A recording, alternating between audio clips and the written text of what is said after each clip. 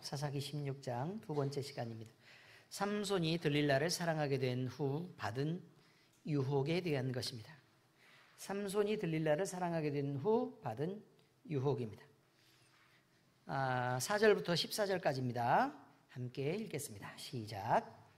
이후에 삼손이 소래골짜기에 들릴라라 이름하는 여인을 사랑하며 블레셋 사람의 방백들이 그 여인에게로 올라가서 그에게 이르되 삼손을 꾀어서 무엇으로 말미암아 그 큰 힘이 생기는지 그리고 우리가 어떻게 하면 능히 그를 결박하여 굴복하게 할 수 있을는지 알아보라.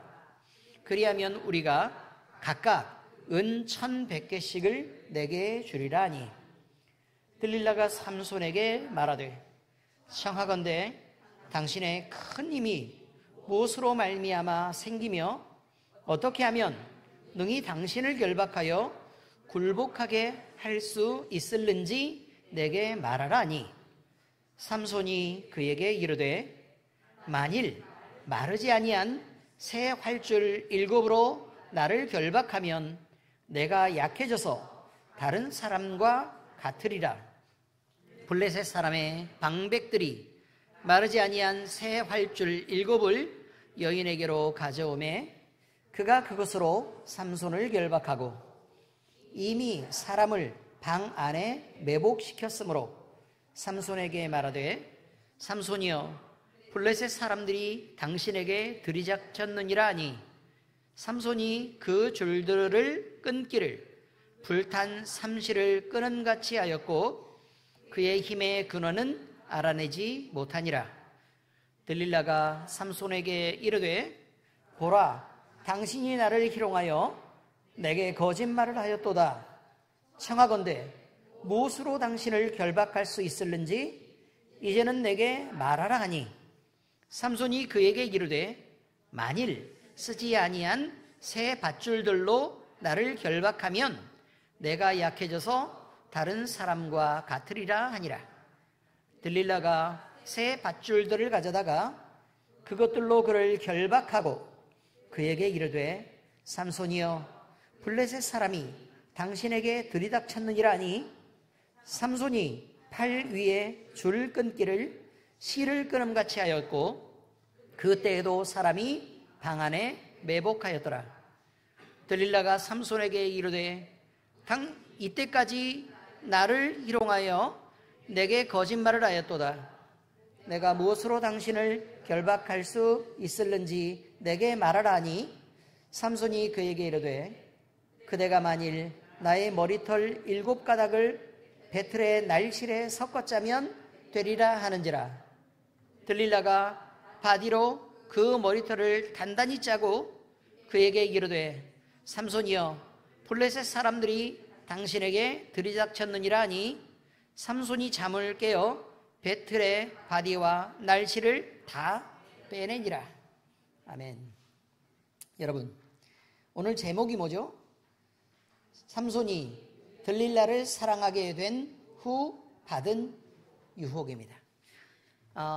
여기서 삼손은요 우리가 믿음 안에서 생각할 때 나를 의미하는 것입니다. 그렇죠? 믿는 성도를 의미할 테니까 누구라고요? 나를 의미하는 것입니다. 그 다음에요 들릴라는 뭐를 의미해요? 세상을 의미하는 것입니다. 다시요 들릴라는 뭐를 의미해요? 세상을 의미하게 됩니다. 자 그러니까 이 제목은 뭐냐면 삼손이 들릴라를 사랑하게 된 후 받은 유혹, 이것은 내가 세상을 사랑하게 된 후 받을 유혹과도 같은 말입니다. 아시겠죠? 오늘 제목이 뭐라고요? 내가 세상을 사랑하게 된 후 받을 유혹입니다. 이렇게 될 것입니다. 여러분 소래골짜기에 들릴라라 하는 이름하는 여인을 사랑하게 된 삼손에 대한 얘기를 다시 하고 있습니다. 그런데요 지금 우리가 알기로만 몇 번째요? 지금 몇 번째요? 세 번째죠. 그죠? 세 번째입니다. 근데 블레셋 사람들이요 블레셋 사람들이 들릴라를 이용하려고 하는데 여기서 중요한 것은 이 여인의 이름을 말했다는 것입니다. 이 여인의 이름을 말했다. 그 전에는 삼손이 어쨌든 와이프를 얻었어도 그가 결혼을 했어도 그 여인의 이름을 말해요, 안 해요? 안 하죠. 말을 안 하는데, 근데 여기서는 들릴라를 얘기를 했다는 건 대단히 중요한 사건이 지금 벌어지려고 하는구나 라는 것을 쉽게 우리가 이해할 수 있습니다. 그런데 블레셋의 방백들이, 원래 블레셋은 나라가요 5개로 이렇게 나눠져 있습니다. 다시 말하면 그 나라는 원래는 1개인데 5개의 주성을 기준으로 해가지고요 5개 그 지구로 나눠 가지고 각각의 방백들이 그걸 다스리고 있었는데, 그 방백들은요 스스로 그냥 왕처럼 행동을 하기는 했지만 서로 연합해 있는 거예요. 우리는 블레셋이다. 그래가지고 연합을 잘 해 있는 거예요. 이것도 우리가 이제 생각을 좀 해봐야 될 필요가 있는 게, 사탄 마귀의 세력들이 각각으로 이렇게 활동하고 있는 것처럼 보이지만 막상 성도하고 싸우게 됐을 때 이 모든 것들이 다 하나처럼 움직이게 된다는 사실도 우리는 늘 기억해야 된다는 것입니다. 자, 어쨌든 이 방백들이요 5개의 방백인데, 이 방백들이 들릴라에게 조건을 겁니다. 뭐라고 얘기하냐면, 내가 우리 방백 5이 1,100씩 그 은 1,000개씩을 1,100개씩을 모아가지고 너한테 주겠다 라고 얘기를 하니까 5개면 얼마가 돼요? 5,500개가 되는 거죠. 5,500개. 그러니까 5,500개 정도의 돈이 지금 현재는 얼마인지는 모르는데 어쨌든 그 정도의 돈을 주겠다라고 얘기합니다. 그런데 여기 삼손이요, 들릴라가 삼손에게 청합니다. 뭐라고 청하냐면, 당신의 큰 힘이 무엇으로 말미암아 생기는지를 얘기해라 라는 것까지 얘기하면 삼손을 바보라고 안 하죠. 그렇지 않습니까? 어디 뭐 때문에 생기는지를 얘기하라. 왜냐하면 신기해서 물어볼 수도 있으니까. 그렇지 않습니까? 그런데 그 다음에 뭐라고 얘기하냐면, 어떻게 하면 능히 너를 결박하여 굴복하게 할 수 있는지를 얘기하라. 이거죠.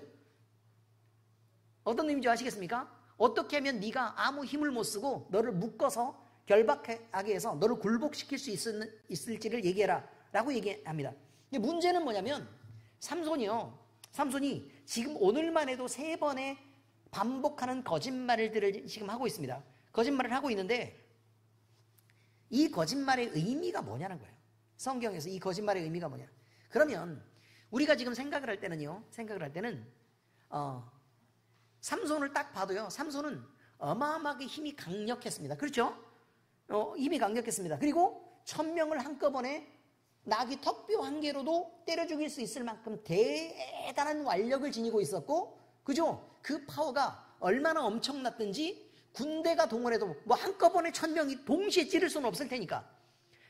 왜냐면 한 명이 가운데 있으면 옆에 삥 이렇게 둘러싸봐야 뭐 한 20명이 둘러싸면 제일 많이 둘러싸는 거 아닙니까? 그죠? 그러니까 한꺼번에 활이 뭐 창이 들어와도 한 20개 정도 들어오는데 뭐 그 정도는 한번 휘저으면 그냥 쉽게 삼손이 날려버릴 수 있을 만큼 대단한 완력을 갖고 있었다는 거예요. 문제는 그것입니다.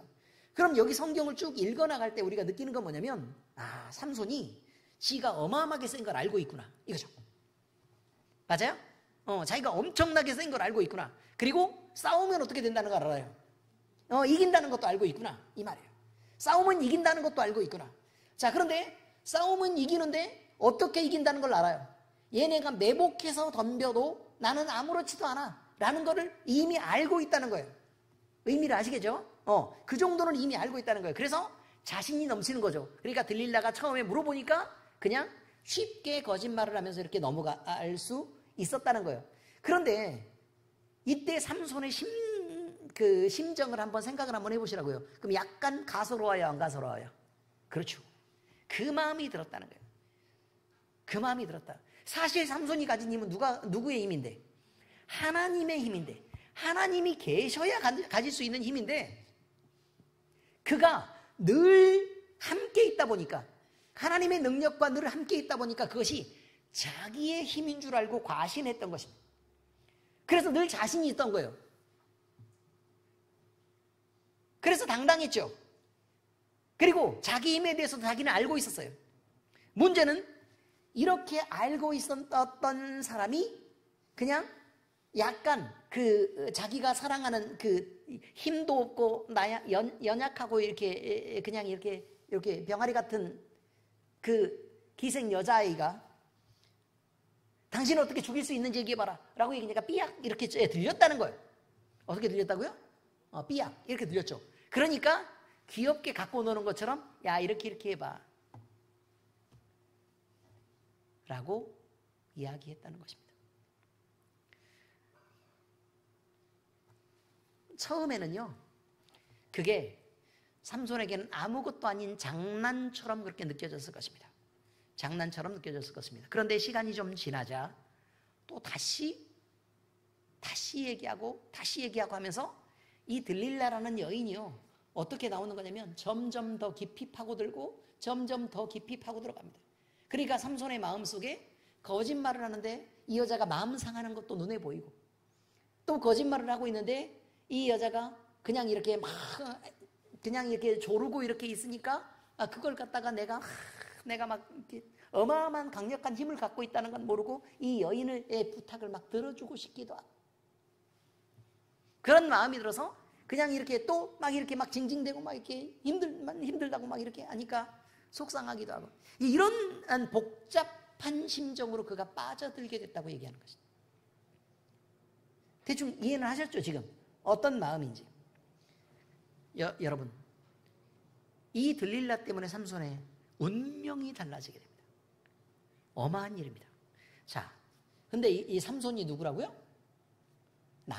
삼손은 들릴라는요? 세상입니다. 우리가 믿음을 가지고 살아갑니다. 믿음을 가지고 살아갈 때 세상이 작은 유혹 한 개를 툭 이렇게 던집니다. 어떻게 하면 너를 무너뜨리고 넘어뜨릴 수 있지? 너를 어떻게 하면 결박할 수 있지? 라고 얘기했을 때 우리가 주님의 성령으로 항상 함께 인도함을 받을 그때는 어떤 생각이 드는 거냐면 어이가 없네. 저딴 걸로 나를 공격해? 라고 느낍니다. 그래서요 하나님 앞에 이것들을 잘라내지 않고 나는 마치 그 속에 조금 포함되어서 살아가도 내가 그 정도 유혹 정도는 아무렇지도 않게 벗어나게 될 줄 그렇게 믿고 있고 실제로도 그렇습니다. 우리는 그 정도의 능력은 갖고 있고 그런데 그 능력은 성령 하나님이 우리의 마음속에 뜨겁게 감동하고 계시는 그 순간에 당연히 우리가 세상과 마귀 사탄의 세력에 대해서 얼마든지 강력하게 나타날 수 있는 능력들이다라고 지금 얘기하는 것입니다. 그런데요 세상은 우리를 가만히 내비두지 않고 또 반복해서 이것들을 계속해서 찌릅니다. 어떻게 하면 너를 무너뜨릴 수 있지? 어떻게 하면 너를 내가 결박해서 넘어뜨릴 수 있지? 네가 가진 약점은 뭐야? 하나님하고 네가 약속한 건 뭐야? 라고 계속해서 반복해서 묻고 우리에게 어떻게 하면 넘어뜨릴 수 있는지에 대해서 대답하라고 얘기합니다. 그런데요 사실 우리가 온전히 하나님만 생각했을 때는 그것들을 쉽게 극복하고 넘길 수 있지만 그런데 우리가 이제 세상을 바라보게 됩니다. 들릴라라는 여인의 삼손이 바라보게 됐을 때 그 심정을 이해하게 되고 또 그 심정에 대해서 동정하게 되고 그의 편을 들게 됩니다. 세상 일도 마찬가지입니다. 우리가 하나님의 사람이라고 생각을 하고 있지만 하나님의 사람이라고 생각하고 있지만 우리 안에서 세상적인 일들이 벌어졌을 때 과연 우리는 이런 것들 정도로 내 신앙을 넘어뜨릴 수는 없어 라는 당연한 자신감들이 있을 것입니다. 그렇지 않습니까 원사님? 그렇죠? 그런데 말이죠. 그런데 나도 모르는 사이에 반복적으로 세상의 일들은 나에게 계속해서 열심히 나를 공격해서 들어오고 나는 당당하고 자신감이 있었기 때문에 그런 것들을 대비할 필요도 없고 또 그런 것들에 대해서 주의할 필요도 없다고 생각했던 나는 어느샌가 넘어져서 남에게 하지 말아야 될 말을 하고 또 남들을 공격하지 말아야 될 공격들을 하고 나도 넘어져서 마음에 상심을 하고 또 내가 죄를 범하는 자리에 그 자리에 빠져서 허우적대면서 어쩔 수 없는 나를 발견하게 된다는 것입니다. 이게 삼손과 들릴라의 사건입니다. 그런데 여러분 우리가요 사사기의 이 부분을 읽으면서요 삼손만 병신이라고 생각했지 우리가 그럴 거라고 누가 생각하냐고. 우리가 세상에 대해서 넘어지는 부분에 대해서 우리는 지금 현재도 넘어지고 있으면서 삼손과 같은 경우를 당하고 있다고 우리가 동일하게 느끼냐 그 말이에요. 삼손은요, 자기가 죽음의 위기에 처해서 넘어질 때까지, 그때까지도 삼손은 그것을 알지 못했습니다. 알지 못했습니다. 다음 시간에 이제 그 내용이 나오는 게 뭐냐면요, 다음 시간 내용에 나오는 건 들릴라가 결국 삼손의 약점을 캐냅니다. 왜? 삼손이 자기의 비밀을 말했기 때문입니다. 나는 하나님과 이러이러한 약속을 했었다 라는 것이죠. 그래서 나는 하나님의 사람으로 구분되었다. 우리가 하나님과 한 분명한 약속 한 가지는 뭐냐면요, 여러분이 생각할 때는 나는 말조심을 하면서 살기로 했다 정도로 생각을 하거나, 아니면 남을 미워하지 않기로 했다 정도나, 아니면 내가 헌금을 올해는 건축 헌금으로 한 300만 원 정도의 건축 헌금을 해버리리라 라고 작정했던 그런 것들을 얘기할 줄 아는데 그렇지 않습니다. 여기서 중요한 것은 뭐냐면 결정적인 것을 얘기하고 있습니다. 결정적인 것. 그 결정적인 게 뭐냐면 내가 예수님을 주님으로, 그리고 나를 살릴 유일한 구원자로 믿고 살아가고 있느냐라는 부분에 대해서 잊고 살아가게 된다는 것이죠. 예수님이 내 주인이시면 할 수 없는 행동들을 하게 됩니다. 예수님이 주인이시면 하면 안 되는 말들을 합니다. 예수님이 주인이시고 내 주인이신데 내가 주님의 영광을 위해서가 아니라 내 영광을 취하고 내 맘대로 살기 위해서 내가 하나님 노릇을 합니다. 이렇게 넘어져 가는 것을 내가 모르고 있다고 얘기하고 있습니다. 내가 모르고 있다. 왜냐하면 그것이 내 자신감이고 그것이 내 당당함이기 때문에 그렇다는 거예요. 근데 그 자신감과 당당함은 어떻게 해서 나온 거예요? 내가 주님을 믿었기 때문에, 그래서 하나님이 만들어주신 자신감이고 당당함인데 그 모든 것들을 다 잊고 살고 있지 않냐는 거예요. 놀라운 일입니다, 여러분. 사탄은요, 사람의 약점을 집요하게 파고들어서 우리를 파괴하려고 합니다. 들릴라가 살았던 소렛 골짜기에 대한 얘기를 제가 적어 놓았습니다. 예루살렘이 지금 여기 보세요. 갈릴리가 있어요. 여기 요단강이 쭉 이렇게 흐르죠. 사해가 이렇게 있습니다. 그죠? 사해가 있습니다. 근데 여기에 여러분이 지도로 보시기에 이쪽은 서쪽이고 이쪽은 동쪽이에요. 그죠? 그렇습니다. 그럼 여기 이렇게 지중해가 이렇게 있잖아요. 그런데 예루살렘이 있으면 예루살렘에서 한 24km쯤 이렇게 내려가면 예루살렘 지역은 높은 지역이니까 요 아래로 이렇게 구릉 지역이 이렇게 있고 여기에 골짜기들이 형성됩니다. 근데 그 골짜기가 형성된 건 여기 위쪽에서 만약에 비가 오고 쓸려 내려가고 이렇게 하면 여기서 비옥한 그 흙들이 여기 가서 쌓여 있는 곳들이라 농사가 굉장히 잘 되는 곡창 지역이 바로 여기입니다. 그런데 이 골짜기에 골짜기가 있는데 몇 개의 골짜기가 있는 거냐면 거기 보세요. 5개의 골짜기가 있다고 제가 그려놨죠. 그죠? 뭐뭐 있어요? 아얄론 골짜기, 그 다음에 소렛 골짜기, 엘라 골짜기, 구브린 골짜기, 라기스 골짜기 이렇게 있다 그랬죠. 그죠? 그런데 그쪽이 누가 차지하고 있는 땅이냐면 블레셋 사람들이 차지하고 있는 땅이라는 거예요. 블레셋 사람들이 차지하고 있는 땅이다.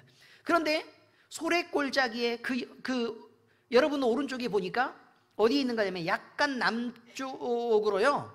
딥나가 있죠. 딥나 보여요, 안 보여요? 안 보여요? 아니 위에 글씨를 봐야죠. 딥나 보여요, 안 보여요? 소렛 골짜기에 약간 남쪽으로 딥나가 있고요. 딥나가 있고 오늘 등장하고 있는 들릴라가 살았던 데도 소렛 골짜기 근처라고 지금 얘기하고 있습니다. 그렇죠? 예, 그렇습니다.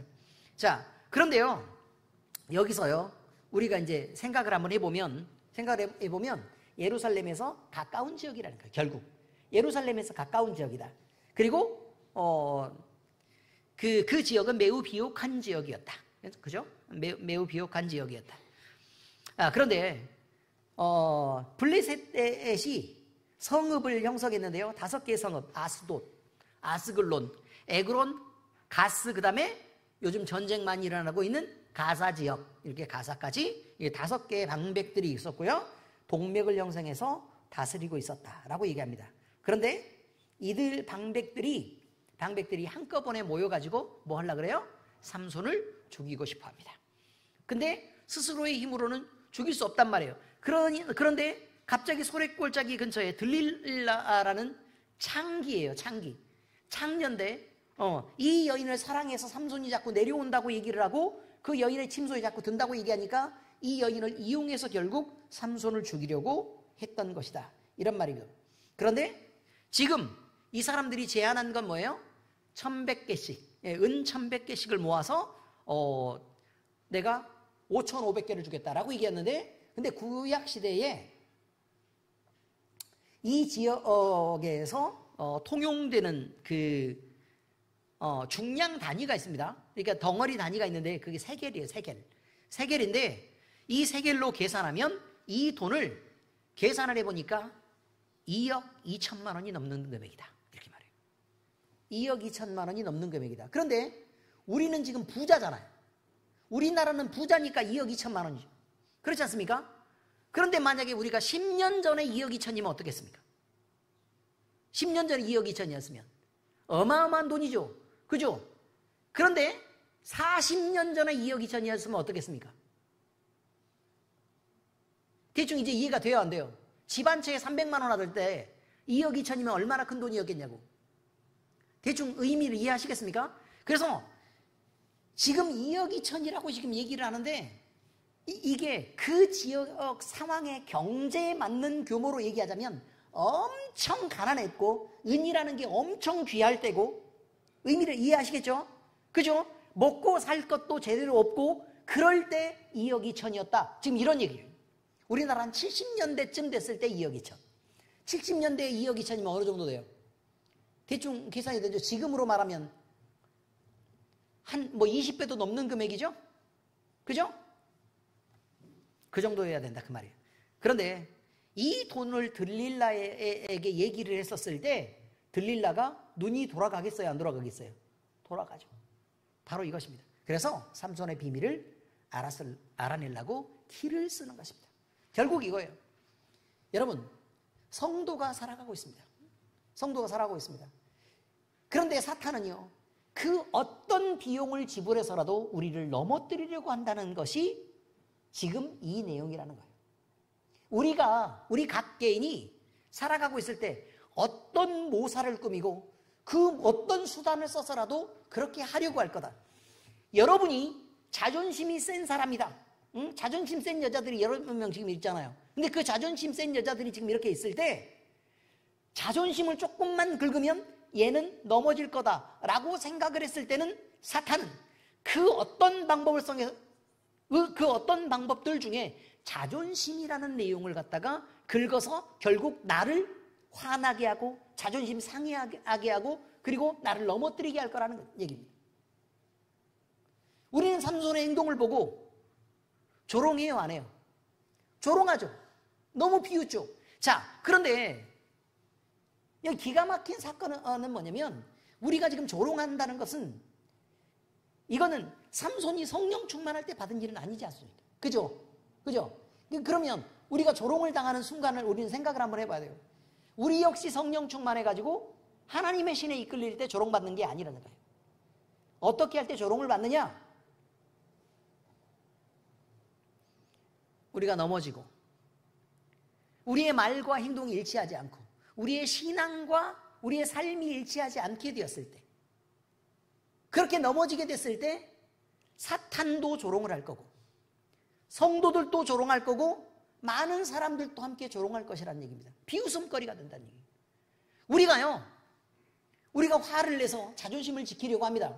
그러면 그 자존심을 지키는 내용이 자존심을 지켜지는 거냐는 거예요. 결국은 그것이 넘어짐이 되어서 내가 조롱을 받게 되고 우리 하나님도 조롱을 받게 된다는 거예요. 내가 거룩하고 경건하게 살 것처럼 보이다가 결국 죄를 짓고 넘어지게 됐다 그 말이에요. 그럼 결국 조롱을 받는다는 거예요. 누구에게요? 사탄에게도 비웃음을 당하게 되고 사람들에게도 비웃음을 당하게 되고 하나님도 나 때문에 너 같은 애가 하나님의 이름을 갖고 그렇게 얘기했으니까 너 같은 애가 그리스도인이냐? 라고 얘기하면 우리 주님도 함께 조롱을 받게 된다는 것입니다. 이게 아픈 줄 알아야 됩니다. 왜 이런 얘기를 자꾸 하는 거냐면요. 여러분, 우리는 많은 사람들하고 부딪히는 일을 결국 만납니다. 그렇죠? 부딪히는 일을 만납니다. 근데 이것이요, 그냥 부딪히는 것처럼 보이지만 삼손도요, 들릴라고의 이야기처럼 얘기합니다. 그런데 그게 아니에요. 성경은 이 얘기를 말하면서 이것을 영적 싸움이라고 얘기합니다. 이게 뭐라고요? 영적 싸움이라고 얘기한다니까요. 이 영적 싸움. 그래서 이 영적 싸움에 대해서 우리가 어떻게 대처해야 될 것인가 라는 부분에 대한 얘기를 하고 싶어 하는 거예요. 계속. 영적 싸움에 대해서 어떤 얘기를 하고 싶어 하는 거예요. 그런데 보세요. 예를 들면 가정 안에서 부부가 이렇게 대화를 한단 말이에요. 부부가 대화를 해요. 그러면 한번 생각을 한번 해보시자고요. 자, 부부가 대화를 할 때 남편이 또는 아내가 너는 말은 그렇게 해놓고 행동이 왜 그 모양이야? 라는 얘기를 들은 적 있습니까? 없습니까? 있어요? 그러면 12년 전에 한번 들으셨습니까? 아니면 자주 듣는 얘기입니까? 자주 듣는 얘기예요? 그럼 그거는요, 누구에게 문제가 있냐는 거예요. 나를 정죄하고 욕하는 사람의 문제인가? 아니면 나의 문제인가라는 거예요. 대부분의 사람들은 이 상황을 만나잖아요. 억울하다 그래요. 대부분의 사람들은 뭐라고 얘기한다고요? 억울하다 그래요. 억울하다 그래요. 근데 옆 사람들이 볼 때는 너는 말하는 것과 행동하는 게 일치하지 않아. 그리고 되게 이상해. 라고 말한다는 거예요.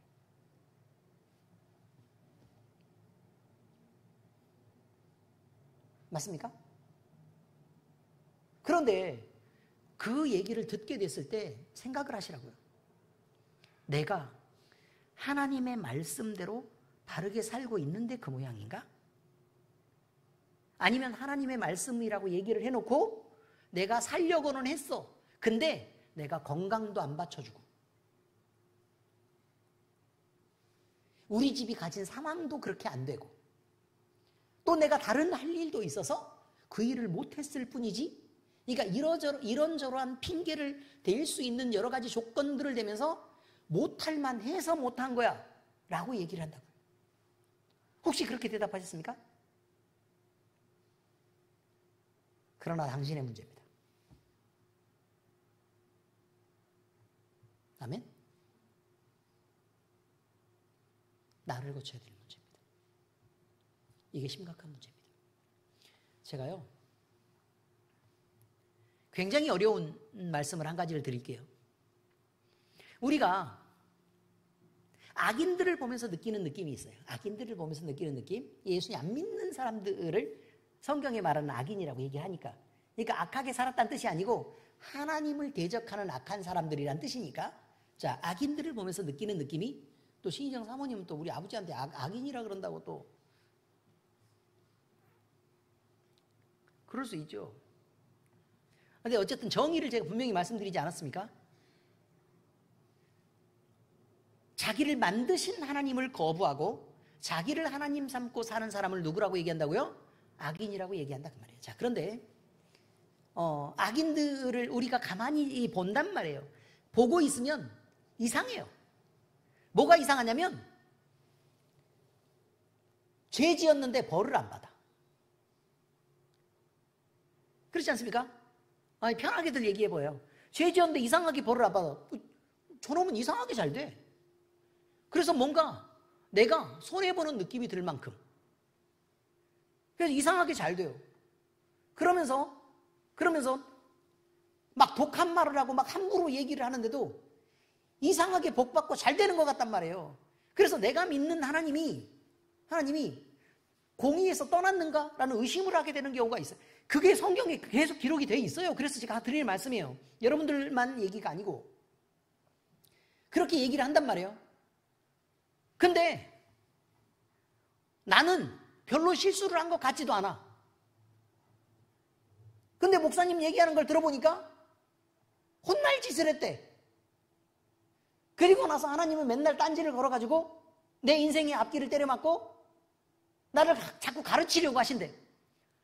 아니, 그럴 바에는 안 믿는 게 낫지 라는 생각이 불현듯 나를 찌르고 들어온다는 말입니다. 어떻습니까? 안 믿는 게 낫습니까? 그렇게 찌르고 들어온다는 거예요. 그렇게 찌르고 들어온다.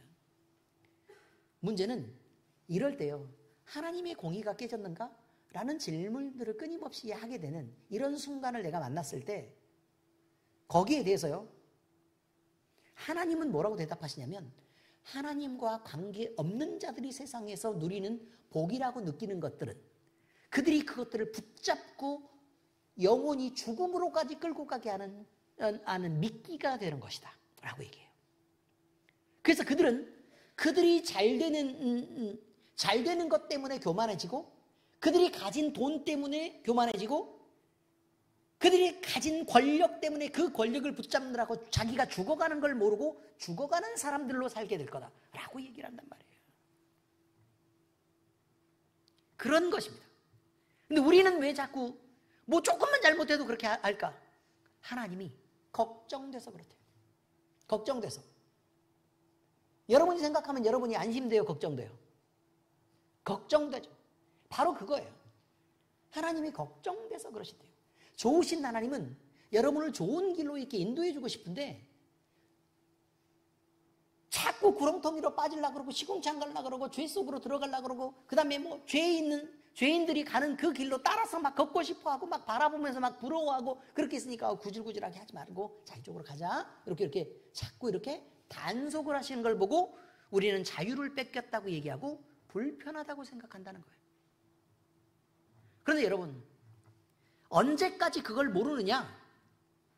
하나님이 길을 걸을 때, 간섭할 때까지는 몰라요. 언제 알게 되겠어요? 언제? 하나님의 나라가 보일 때 알아요. 하나님의 나라가 보일 때. 제가 시한부를 살잖아요.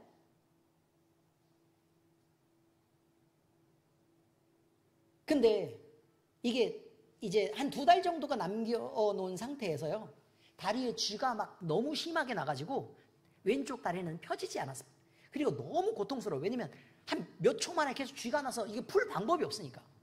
쥐가 나는데, 그리고 갈비뼈 안쪽 근육에서 막 쥐가 나는 거예요. 이게.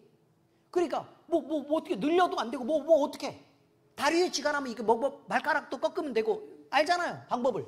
뭐 손가락 여기 막 이게 쥐가 나면 이렇게 막 펴보기도 하고 막 이렇게 꺾어보기도 하는데 갈비뼈 안쪽은 어떻게 하면 돼요? 이렇게 늘리나? 안 되더란 말이에요.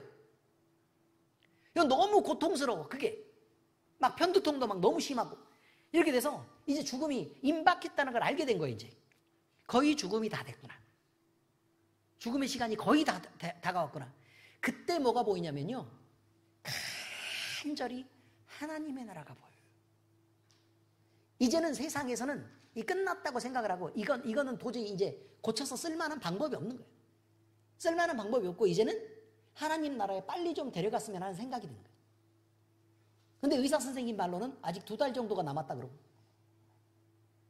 물론 지금 당장 데려가도 이상한 거 하나도 없지만 뭐 금방 괜찮다고 얘기를 금방 죽을 거라고 얘기를 하니까 나름대로 다행이라고 생각을 하면서, 그때부터는 뭘 볼 수가 없냐면요, 여러분,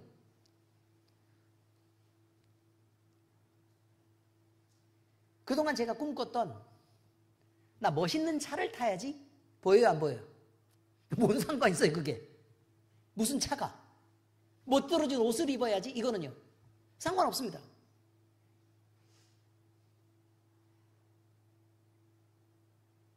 그리고요 또 맛있는 걸 먹어야지는요, 그거 들어오지 않습니다, 여러분. 들어오지 않습니다. 세상에 좋은 것들을 뭐 빌딩 많이 가진 사람, 적게 가진, 하나도 부러운 거 없습니다. 권력 있는 사람 필요 없어요.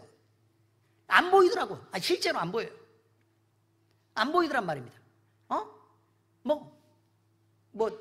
젊었을 때 보면 막 이렇게 예쁜 여자들도 보고 그러면 막 이렇게 진짜 예쁘다 이런 생각이 들었지만 그런 것도 없어. 그냥 아무것도 없어요. 딱 하나 있는 건 뭐냐면 내가 하나님 나라에 갈 때 어떻게 갈 것이냐는 생각 하나가 있는 거예요. 근데 그게 너무 감사하더라고요. 왜 감사하게 되냐면 남들은요 가다가 얘를 막 트럭에 딱 맞춰가지고 딱 죽어버리면 그러면 자기 인생을 돌아볼 기회가 없잖아. 그 나는 6개월이라는 시간을 주면서 하나님이 두고두고 이게 살금살금 죽여가시니까 그러니까 죽음에 대해서 이제 인식을 하게 되고 하나님 나라를 바라볼 수 있게 되고 이렇게 되니까 그게 너무 감사한 거예요. 내가 회개할 기회도 생기고 얼마나 죄를 많이 짓고 세상을 얼마나 사랑하면서 살았겠어. 근데 그게 죽음을 앞두고 보니까 이게요 뭐 사랑할 만한 것들이 아니더란 말입니다. 여러분 아무것도 아니에요.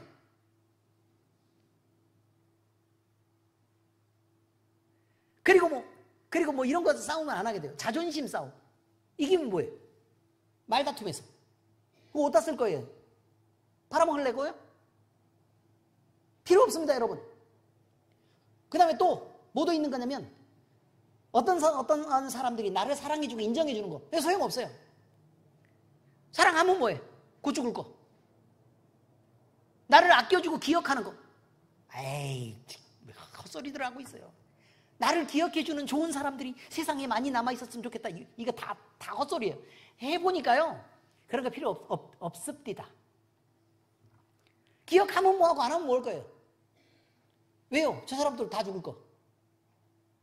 그게 길어봐야 얼마나 가겠어? 한 200년? 20년? 2년? 택도 없어요. 2개월도 안 가요. 근데 왜 그걸 붙잡고 있냐고. 뭐 대단한 것도 아니고. 이상한 사람들 아닙니까? 제가 그렇게 살았었다는 얘기를 말하고 있는 것입니다. 근데 알고 보니까 그게 아니라는 걸 확실하게 느꼈는데 하나님이 살려주셨네? 알고 나니까요, 관심이 없어요. 재미가 없고. 사실, 여러분, 이번에 제가 우리 장로님이 하도 부담스러워 해가지고 제가 말씀을 드리는 거예요. 우리 집에서 사모님하고 얘기하다가 건축후원금을 조금 하기로 했습니다. 한 2천만 원쯤 돼요. 근데 제가 한 거 아니고요. 이게 잘 들어보시면 알아요. 우리 남전도의 생일이라고. 그죠? 여전도의 우리 권사님들. 그리고 개인적으로 제가 좀 안 돼 보였든지 또 사랑합니다 목사님 이건 따로 쓰세요. 이렇게 노회 갈 때 좀 쓰시라고. 어디 가서 구질구질하게 얻어먹고 다니지 말고 목사님들 밥 좀 사세요 라고 얘기하는 이 모든 것들을 다 모았습니다. 모두 다 모았습니다. 저를 너무너무 아끼고 사랑하고 섬겨주었습니다. 그래서 제가 이 성도들을 그거를 그 전에는 제가 우리 강 권사님은 알아요. 홍삼 하나 사오려고 그랬더니 어떻겠어요 지금. 많이 혼나고 쫓겨나가지고 거기 가서 돈으로 환불받았죠. 극단적으로 싫어했는데 우리 장로님이 저한테 와서 그렇게 얘기합니다. 뭐라고 얘기했냐면 목사님 성도들을 교육을 시켜야 되는데 맨날 성도들은 고마운 것도 모르고 은혜도 잊어버리고 목사님이 자기들 어떻게 사랑했는지도 다 잊고 사는 거 아닙니까? 그러니 목사님 섬기겠다고 얘기하면 좀 받으시는 게 성도들 교육시키는 게 좋지. 우리 장로님 두 분이 그랬어요. 목사님이 그렇게 하지 마세요. 그리고 우리가 결정할 테니까 목사님은 좀 따르세요 라고 얘기를 했습니다. 그랬어요 안 그랬어요? 그 이후로 칼같이 열심히 잘 모았습니다. 그래가지고 여러분이 준 돈 그리고 거기다가 하나님께 대한 감사를 거기다가 더했습니다. 그래서 헌금으로 드리기로 한 것입니다. 제가 한 것이 아니고 여러분들이 한 것입니다. 감사를 드립니다. 여러분이 저를 섬겼던 아주 많은 부분에 대해서 하나도 놓치지 않고 주님 앞에 그 마음을 다 올려드리려고 노력했다는 사실을 기억해 두시기 바랍니다. 우리 모두 힘을 내야 돼요. 그래서 많이 돈 벌고 열심히 모아가지고 저거 그 목사님 그 용돈 한 2만 원 이렇게 주고 나면 목사님 응? 안 그래도 부족함도 없는데 저렇게 목사님만 생각하고 2만 원씩이나 이렇게 꼬라박고 이렇게 지만 잘난 척한다 라고 여러분들은 생각했을지 모르나.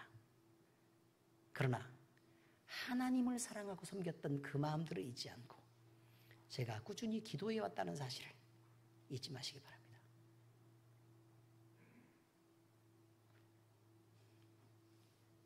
바로 이것입니다.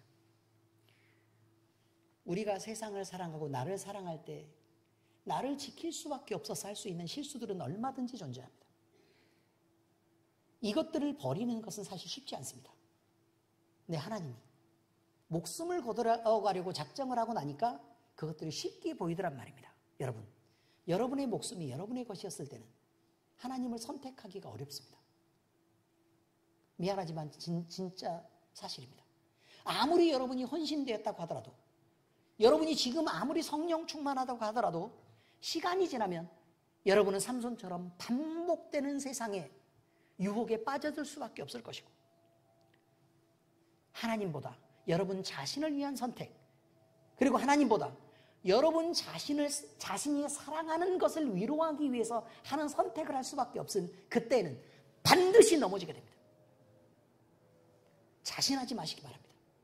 두렵고 떨리는 힘으로 하나님 앞에서 겸비하고 그 어떤 죄의 유혹이 오더라도 빨리 떨쳐낼 수 있도록 노력하시기 바랍니다. 하나님은요, 우리를 그리스도인 삼으셨을 때요, 그 이름에 맞는 규모를 요구합니다. 하나님의 자녀를 삼으셨을 때는 하나님의 자녀에 맞는 규모를 요구한다는 거예요. 너 자녀답게 해라. 너 그리스도인답게 살아라. 라는 걸 요구하신다는 말이에요. 그렇지 않으면요, 혼나게 됩니다. 왜냐하면 그건 우리가 그리스도인이고 하나님의 자녀이기 때문에 그렇습니다. 그런 고급한 신분을 이미 가졌기 때문에 그렇다는 거예요.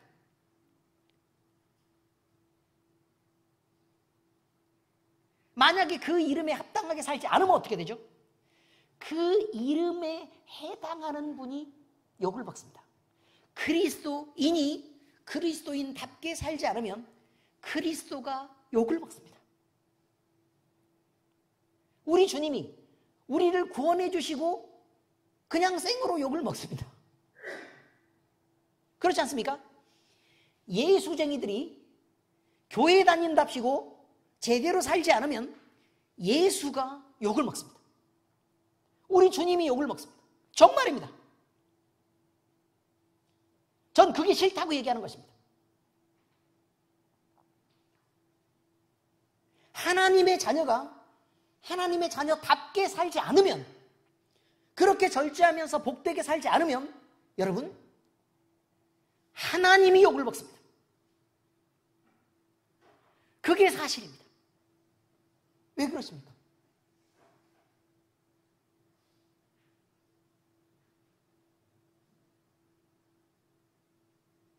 우리 안에 예수를 담았고 우리 안에 하나님의 이름을 담았습니다. 하나님은요, 우리가 하나님의 자녀된 것에 대해서 너무너무 좋아하십니다. 그래서 천하를 주고도 바꿀 수 없는 한 생명이라고 얘기합니다.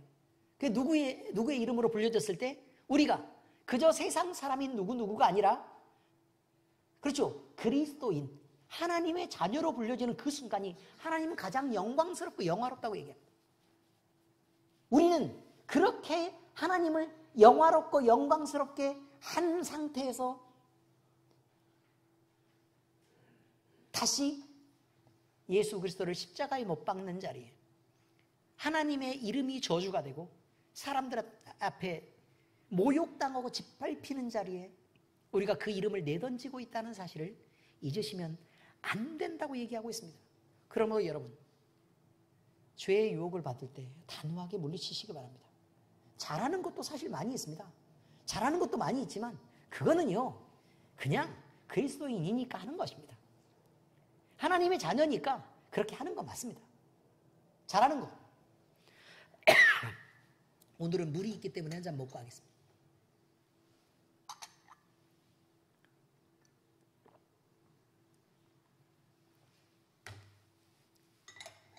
그래서 잘하는 것으로 너무 많은 칭찬을 기대하는 것은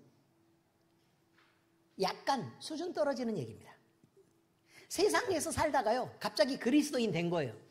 그래가지고 그리스도인처럼 이렇게 살아보려고 이렇게 했더니 사람들이 칭찬을 안 해줘. 나는 엄청 고급스럽게 바뀌었는데 왜 칭찬을 안 해주지? 라고 얘기하는 건 그 신분에 걸맞는 행동이 아니고, 이 정도 수준이 되는 사람이 이렇게 올라가서 이 정도 수준에서 이 일을 행하다 보니까 이거 모두가 이 차이만큼이 칭찬처럼 보이는 것이라 이 말이에요. 아시겠어요? 자, 하나님의 자녀가 됐으면 하나님의 나라의 고급한 품성에 어울리는 사람처럼 사는 게, 그런 정도 수준으로 사는 게 맞습니다. 그래야 고급진 거죠. 우리가요, 김포에 사니까 한번 얘기를 한번 해볼까요? 아니, 우리 주변에서 우리가 저번에 추수감사절 때 뭘 이렇게, 우리 교회에서 좀, 사실 우리 이 교회가 이게 주변에서 제일 가난해요. 그렇죠? 우리 교회에서 뭔가를 좀 준비해가지고, 호프박스 그거, 희망상자 나눔을 좀 이렇게 해서 주변에 가난한 이웃들에 대해서 좀 나눔을 좀 해보려고 주변을 다 뒤진 거 아닙니까? 주변을 다 지금 부녀회장님이랑 다 연결하고 이장님이랑 연결해가지고 했더니, 이장님, 부녀회장님이 하시는 말씀이, 저희가요, 속속들이 모든 집에 대해서 모르는 집이 없어요. 그런데 그거 받을 만큼 가난한 사람은 이 동네에 한 명도 없어요. 라고 얘기를 했어. 대박 사건이죠. 우리나 가지라는 거지. 받으려면 니네나 받아라. 요 정도. 저는 그걸 들으면서요, 야, 우리나라 어마어마하게 잘 살게 됐네. 이런 생각을 하게 됐습니다. 여러분은 가난하다 그러고, 경제가 어렵다 그러고, 세상 난리를 피우면서 그렇게 얘기를 하긴 하지만, 그런데요, 우리나라 살만합니다. 솔직히 70년대 어른들은 귀한 일, 천한 일 모르고, 기름 손 묻히면서 갖은 힘든 일을 다 하면서 살면서도요, 그냥 불평하지 않았습니다. 왜? 먹고 살만하게 됐거든. 그렇지 않습니까? 감사하면서 살았습니다. 그리고 옛날 못 먹던 시절에 먹었었던 것들을 기억해내면서 그때가 좋았다 막 이렇게도 얘기를 해줘. 지금은요, 못 먹는 거 없이 다 먹습니다. 그러나 그것이 추억으로 남을 만큼 우리 마음이 아름답지 않습니다, 여러분. 대단히 사치스럽습니다. 우리 마음이 그렇습니다. 근데 왜 제가 이런 얘기를 꺼내느냐? 김포 지역이 이렇게 된 거는요, 보상을 많이 받았기 때문 아닙니까? 그렇죠? 보상을 많이 받았기 때문에. 그래서 웬만한 집에 20억, 30억, 50억은 그냥 아무것도 아닌 그런 돈이더라고요. 문제는 우리 교회만 그런 사람이 없다는 거예요. 지질이 상거지들이 와가지고 조금씩 회복되는 우리 교회. 네? 축하드립니다. 아무튼 근데요, 가난하게 살다가요, 갑자기 막 보상받고 그래가지고 어마어마하게 큰 돈을 딱 만지게 된 거예요. 이 사람들 돈 쓸 줄을 몰라요.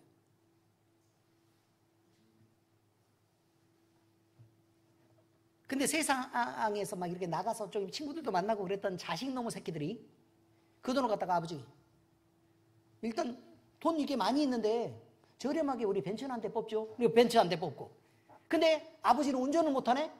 애들이 그걸 갖고 나가서 막 이렇게 돌아다니면서 사람 만나고 기마이 부리고 막 어깨 막 이렇게 해가지고 친구들하고 놀고 쓰고 이렇게 하고 돌아다니는데 부모 세대는 아무것도 쓸 수 없는 그런 일들을 지금 현재 만나고 있고, 또 자식들이 나가서 쓰다 보니 돈이 좀 부족해요, 안 부족해요? 부족하죠. 그러니까 아버지, 그 땅 그거 놔두면 뭐예요? 그거 팔아가지고 우리 제값을도 뭐 이렇게 하고 이렇게 해가지고 정리해가지고 좀 이렇게 키워보죠? 라고 해서 갖다 다 쓰고. 그런 사람들이 우리 김용국 집사님이 아는 사람들 중에 꽤 있을 거란 말입니다. 그런데 여러분, 그런 수준을 가진 사람을 졸부라고 얘기합니다. 제가 왜 이 얘기를 꺼냈냐면요, 졸부들은 고급한 사람들이, 이게 원래 그 정도를 자기가 벌어가지고 이렇게 쌓아가면서 이렇게 부자가 됐던 사람들이 누리는 그 고급한 수준에 대한 걸 이해를 못합니다. 갑자기 돈이 떨어졌기 때문에. 그럼 그걸 이해를 못하기 때문에 어떻게 살 수밖에 없냐? 여전히 스테이크보다는 그냥 삼겹살 불에 구우면 게도 이게 훨씬 맛있는데 막 이렇게 얘기하면서 그렇게 하고, 고급스러운 말을 써야 되는 것도 모르고, 사회적으로 자기가 돈이 있는 사람들이 가지는 책임을 가지면서 리더로서 다른 사람에게 베풀면서 살아야 되는 수준을 이해하지 못합니다, 여러분. 돈을 많이 가진 사람이 가지는 책임에 대한 것. 돈 많이 가진 사람은 세금을 많이 내야 되잖아요. 그래, 안 그래요? 그죠? 그거는 많이 가진 사람의 책임입니다. 근데 그거를 이해를 못 하는 거예요. 갑자기 돈 세금 조금 한 달에 막 128만 원 막 이렇게 벌다가 갑자기 막 36억 이렇게 떨어졌는데 막 돈을 막 수십억을 막 세금으로 내라 그러니까 눈이 돌아갈 지경이죠. 자기가 번 돈은 생각을 안 하고. 이런 거예요. 그러니까 그런 수준을 이해를 못하니까, 그럼 세금 많이 안 내려고 그러면 돈 조금 있으면 되지. 그렇지 않습니까? 근데 돈 조금 있는 건 싫고, 세금 많이 내는 것도 싫고, 그러면 어떻게 하라는 얘기예요, 지금? 뺏으면 되겠네. 그 돈 없어지게. 그렇지 않습니까? 여러분, 바로 이런 것입니다. 그리스도인이 됐을 때 하나님은 그걸 요구한다는 거예요. 거기에 맞는 수준, 그리스도인에게 맞는 수준. 그럼 우리는 곰곰이 생각하면서 배워야 될 거 아닙니까? 그리스도인이란 어때야 되는지, 그리스도인이란 어때야 되는지, 어떻게 베풀며 살아야 되는지, 어떻게 넉넉해야 되는지, 어떻게 부요해야 되는지, 어떻게 포용해야 되는지 잠깐 생각이 안 날 뻔했어요. 이런 거에 대해 배워야 돼요. 그런데 갑자기 그리스도인이 된 거예요. 그래서 옛날에 쓰던 말을 그대로 쓰고, 옛날에 쓰던 미운 거 그대로 미워하고, 포용하지도 않고, 자기가 베풀지도 않고, 내 것만 아끼고 막 이렇게 하면서, 그렇게 그리스도인이 그렇게 살면 되겠습니까? 안 되겠습니까? 왜 자기 거 베풀라고 그러니까 대답을 안 해요? 다시요. 그럼 되겠습니까? 안 되겠습니까? 안 된다고 얘기하는 거예요. 안 된다고 얘기하는 거예요. 그래서 욕먹는 거라고 얘기하는 거예요. 그렇게 욕먹으면 돼요? 안 돼요? 안 된다고 얘기하는 거라고요. 의미를 이해하셨어요? 그 중에 한 가지가, 여러분, 이거 지금 11조 내라고 지금 얘기하는 거 아니고 11조 지금 얘기하려고 그래요. 하나님이 복 주시는 걸 알게 됐어요. 그래서 네가 하나님의 소유면 너 자신을 구분해서 하나님의 것으로 드리고, 네가 버는 것의 11조를 하나님이 주신 것이라고 인정하고 떼어서 하나님의 것으로 구분해서 드려라. 네가 버는 돈 1,000만 원이 있으면 1,000만 원 네가 버는 거 아니고 1,000만 원이 다 하나님 건데 너에게 줬으니까 10분의 1은 구분해서 드리고 900은 너 쓰고 100만 원은 하나님 거니까 구분해서 드려야 돼? 이렇게 얘기하는데, 졸부들이 생각할 때는 갑자기 무슨 생각을 하는 거냐면 1,000만 원이 나한테 들어왔단 말이에요. 내 거 1,000만 원이 돼. 이런 생각을 하는 거예요. 내 거 1,000만 원인데. 그럼 11조 드려요? 못 드려요? 못 드리죠. 벌벌벌벌 떨면서 100만 원을 못 내놓게 되는 거예요. 그럼 하나님 어떻게 하시냐? 그러면 일단 900만 원만 줄게. 아시겠어요? 900만 원만 줄게 라고 얘기하시죠. 그럼 900만 원. 왜? 하나님의 것을 안 드렸으니까 900만 원만. 그럼 900만 원인데 또 들어왔는데 또 벌벌벌 떨면 또 90만 원을 못 해. 그럼 얼마예요? 그럼 이제 810만 원을 줄게? 이렇게 해서 망해봐야 정신을 차린다고. 하나님의 것이 하나님의 것인 줄 모르니까 계속해서 그 인생도 궁핍하고 어려움을 계속 당하게 된다. 그런 말이에요. 하나님의 것은 하나님의 것입니다. 하나님의 것이니까 구분해서 드리라고 얘기하는 거예요. 그런데 그 수준을 못 따라갑니다. 그리고 뭐라고 얘기하냐면 믿음이 약해서 그렇다, 신앙이 어려서 그렇다라고 얘기합니다. 아니요. 그리스도인인 것을 못 배워서 그렇습니다. 그리스도인이 못 돼서 그렇습니다. 그냥 그런 것입니다. 이해하셨죠? 졸부여서 그렇습니다. 갑자기 그리스도인 돼서 그렇습니다. 하나님이 뭔가 우리에게 행동을 요구하고 그 행동이 업적으로 우리를 구원하신다면 아마 이런 것들은 좀 줄어들 것입니다. 근데 하나님이 우리를 구원하실 때 그저 믿음으로 구원하셨으니 우리 모두는 졸부 아니겠습니까? 그러나 그 졸부처럼 살지 말고 이제는 좀 주님을 배우고 그리스도인답게 또 하나님의 자녀답게 그렇게 배우면서 살아가시자 그 말입니다. 어떤 문제가 생겼을 때 그것이 내 문제인지를 알고 있어야 됩니다. 그리고 하나님이 그리스도인 삼았다, 또 하나님의 자녀 삼았다라는 부분에 대해서 우리가 그렇게 되면 그럼 세상에서 짓던 죄는 어떻게 해야 됩니까? 예? 끊어야 되죠. 그렇지 않습니까? 그럼 하나님은 그리스도인 삼고 나서 그걸 끊으라 그러시겠어요? 먼저 끊고 믿으라 그러겠어요? 그렇죠. 이제 그 신분이 되었으니까 알아서 네가 정리할 건 정리해야 된다. 제가 교회 안에 재직을 세웁니다. 재직들을 세울 때 집사님으로도 이제 연초가 되니까 제가 드리는 말씀입니다. 집사님으로 세우고 뭐 안수 집사, 권사, 장로로 이렇게 세워갑니다. 그런데 아무 말도 하지 않았습니다. 일부러 하지 않았습니다. 교회 안에 어떤 직분을 갖게 될 때 말이죠. 직분을 갖게 될 때 하나님이 요구하시는 결단의 분량이라는 게 있습니다. 잘 들으시기 바랍니다. 하나님이 요구하시는 뭐가 있다고요? 결단의 분량이라는 게 존재합니다. 근데 내가 거기에서 나 혼자 계산해서 조율하고 타협합니다. 이건 될 것 같고 이건 안 될 것 같고 이렇게 얘기한단 말이죠. 하나님은 얄짤없습니다. 하나님은 너 그 이름에 맞게 그 규모에 맞게 결단해 라고 요구하시죠. 근데 결단 안 해요. 그럼 어떻게 하죠?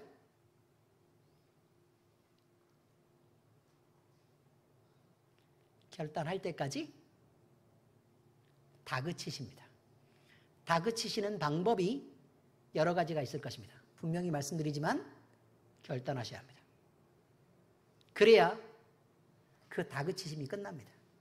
하나님은 제가 공포스럽게 느끼는 거 한 가지가 뭐냐면 1000년이 하루 같대요. 그 다그치시는데 하나님은 단 하루를 우리를 다그치실 뿐인데 우리는 1000년 동안 하나님이 다그치시는 그것들에 대해서 넘어가지 못하고 우리는 1000년의 100분의 아니 10분의 1 정도의 시간도 못 버티면서 결국 죽지 않습니까? 싸워서 하나님을 이기시면 됩니다. 잘 싸우시기 바랍니다. 그러나 하나님은 우리를 포기한 적도 없고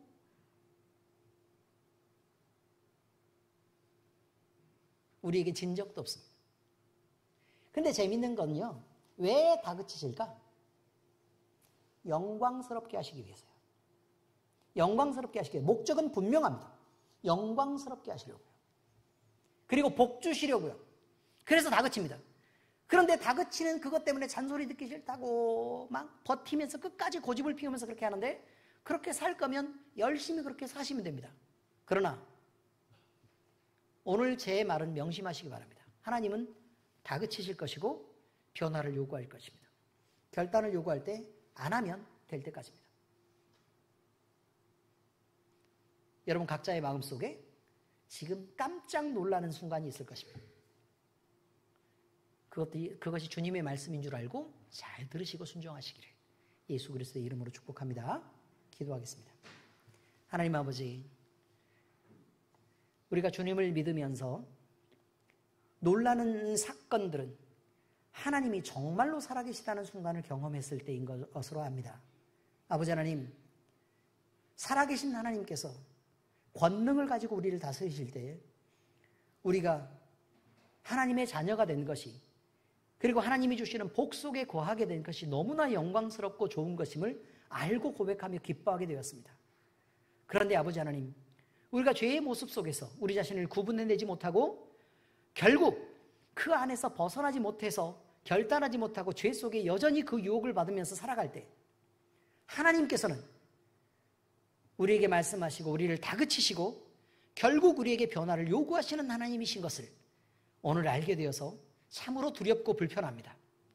그러나 아버지 하나님, 우린 주님의 말씀을 따라 이제 우리는 결단하겠습니다. 우리 자신을 변화시키겠습니다. 그래서 그리스도인답게, 하나님의 자녀답게 변화되는 모습으로 우리를 살아가도록 하겠습니다. 이 결단이 아버지 하나님 열매될 수 있도록 우리 성령 하나님께서 우리를 강력하게 이끄시고 우리를 그 권능 아래 힘있게 하시며 그 변화를 통해서 우리로 복되고 우리로 화평할 수 있도록 주께서 인도하여 주시옵소서. 하나님의 일을 맡은 자들이 결국은 헌신되지 않으면 주님 앞에서 그 어떤 것도 될 수 없다는 것을 우리는 늘 알고 명심하며 우리의 변화를 기뻐하며 받아들일 수 있도록 우리 하나님께서 늘 인도하여 주시옵소서. 우리 마음속의 즐거움을 주님 앞에 내어드립니다. 우리 주 예수 그리스도의 이름으로 감사하며 기도합니다. 아멘.